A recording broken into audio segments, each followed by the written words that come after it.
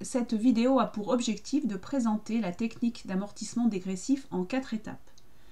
L'amortissement dégressif est un amortissement fiscal qui permet d'avoir des annuités plus importantes sur les premières années afin de réaliser des économies d'impôts plus importantes que ne le permettrait un amortissement comptable.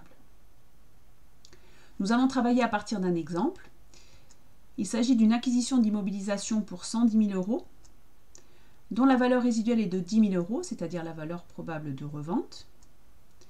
L'amortissement se fera sur 8 ans et la date d'acquisition est le 31 janvier. Les 4 étapes sont les suivantes. Une première étape consistera à calculer le taux dégressif. Une deuxième étape correspondra au calcul de la première annuité. La troisième étape permettra de déterminer le taux d'amortissement à retenir chaque année. Et enfin, nous présenterons le plan d'amortissement.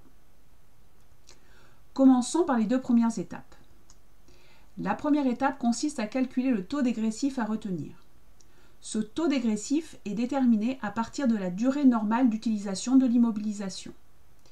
Si nous estimons ici que la durée normale d'utilisation est de 8 ans, le taux dégressif sera obtenu en multipliant le taux linéaire correspondant à cette durée normale d'utilisation, 100 divisé par 8, multiplié par le coefficient fiscal de 2,25.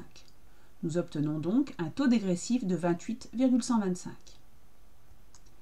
La deuxième étape consiste à calculer la première annuité. 2 points importants. Premier point, nous ne déduisons pas la valeur résiduelle. L'amortissement se fera donc toujours sur la valeur d'acquisition. Deuxième point, le prorata temporis, s'il existe, se calcule au premier jour du mois d'acquisition. Donc 2 éléments là-dessus. Le prorata se calcule donc toujours en nombre de mois, puisqu'il n'y a pas de fraction de mois. Et deuxième élément, le prorata se calcule à partir du mois d'acquisition, sans tenir compte de la date de mise en service, contrairement à ce que nous faisons pour l'amortissement comptable. Ici, dans notre exemple, nous avons une immobilisation acquise le 31 janvier. Nous revenons donc au 1er janvier. Il n'y a donc pas de prorata temporis si nous posons l'hypothèse d'un exercice clôturant au 31 décembre. Nous allons donc calculer l'amortissement de la première année en multipliant 110 000 par le taux retenu. Nous obtenons donc un amortissement de 30 937,50. Troisième étape, déterminons le taux d'amortissement à retenir chaque année. Nous allons présenter le plan d'amortissement qui présentera dans une première colonne les exercices d'amortissement, donc de n à n plus 7, une deuxième colonne base, une troisième colonne reprenant le taux dégressif que nous avons calculé précédemment, une quatrième colonne dans laquelle nous calculons le taux linéaire. Ce taux linéaire est recalculé chaque année en fonction du nombre d'années restantes à amortir. Ici, en n, nous avons 1, 2, 3, 4, 5, 6, 7, 8 années restantes à amortir. Le taux linéaire est donc égal à 100 divisé par 8, c'est-à-dire 12,5. L'année suivante, il nous reste 7 années à amortir. Le taux linéaire est donc égal à 100 divisé par 7, 14,29. Et ainsi de suite pour les années suivantes, 100 divisé par 6, 100 divisé par 5, 100 divisé par 4, 100 divisé par 3, 100 divisé par 2 et 100 divisé par 1. Nous allons maintenant déterminer le taux à retenir chaque année. Et pour ce faire, nous allons comparer chaque année les 2 taux, le taux dégressif et le taux linéaire. Et nous allons retenir le taux le plus élevé entre les deux.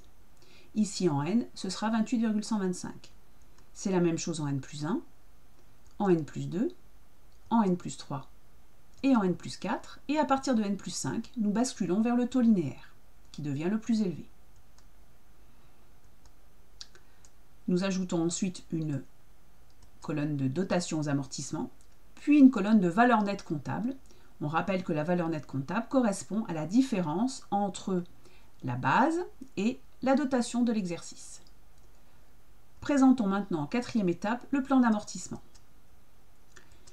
La première année, nous faisons figurer les calculs précédemment réalisés. Notre base est de 110 000 €. Nous appliquons le taux dégressif ici en gras et nous obtenons, comme nous l'avons fait tout à l'heure, une dotation de 30 938. La valeur nette comptable, comme expliqué précédemment, correspond à la différence entre la base 110 000 et la dotation 30 938, c'est-à-dire 79 063. Cette valeur nette comptable sera reprise ici et constituera la base de calcul de l'année suivante.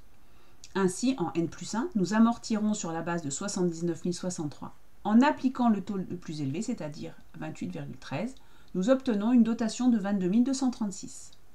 La VNC de la même manière sera calculée en déduisant de la base 79 063 le montant de la dotation 22 236. Nous obtenons donc 56 826. Nous procédons de la même manière pour l'année suivante. 56 826 de base de calcul, 28,13 de taux dégressif, dotation 15 982, etc. À partir de l'année N+5, nous allons retenir le taux le plus élevé, comme expliqué précédemment, c'est-à-dire 33,33. Ainsi, nous partirons de la base 21 100, nous multiplierons donc par 33,33, ce qui nous donnera une dotation de 7 033 et une VNC de 14 067 que nous allons reporter en N+6. Nous allons amortir à 50%, ça nous donne une fois encore 7 033. Et enfin en N+7, nous amortissons le total de la base, c'est-à-dire 7 033. Nous obtenons à la fin un total de dotation de 110 000 € qui correspond bien au montant de la base d'amortissement.